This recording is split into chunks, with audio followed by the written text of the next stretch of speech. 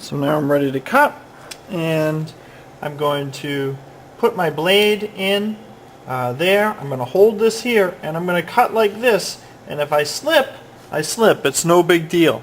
I don't cut, my thumb is not over here, my hand isn't like this in the line of potential problems.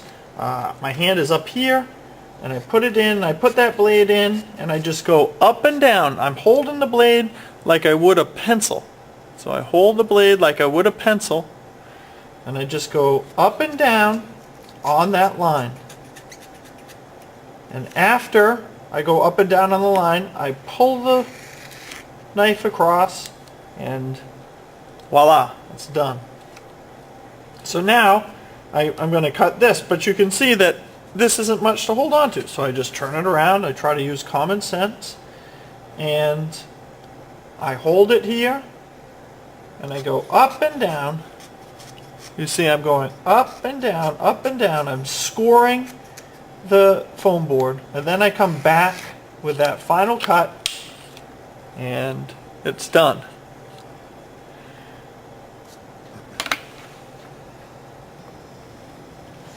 So the safety concerns that you need to remember with this is that you always are cutting away from your hand. You always have your knife, when you're not using it, in the pink block. So when you're done with that, you just put it aside in the pink block.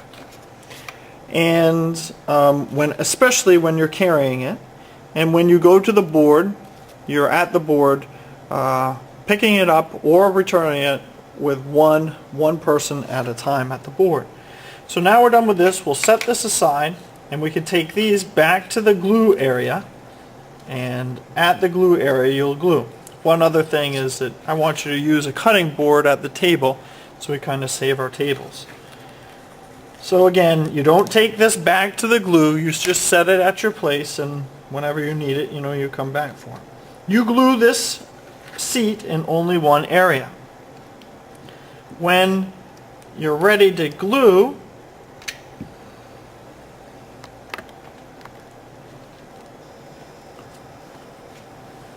after that, you can glue this together, and all you're going to do is hold this.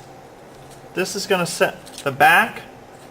The back will sit down on the table, and the bottom will sit there on the table.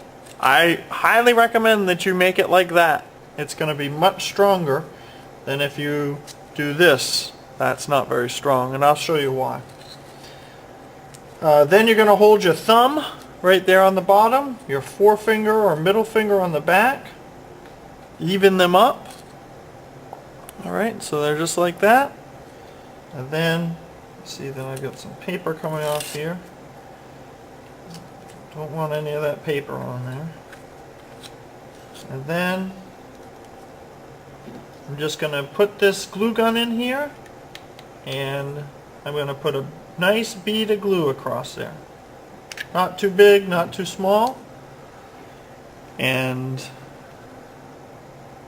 see that right there? With these glue guns, these are cool melt glue guns. That does not mean that they can't burn you. They can. If you put this right against your skin, it's going to burn you. If you're careful and you don't get the glue or the tip on your skin, you aren't going to get burnt.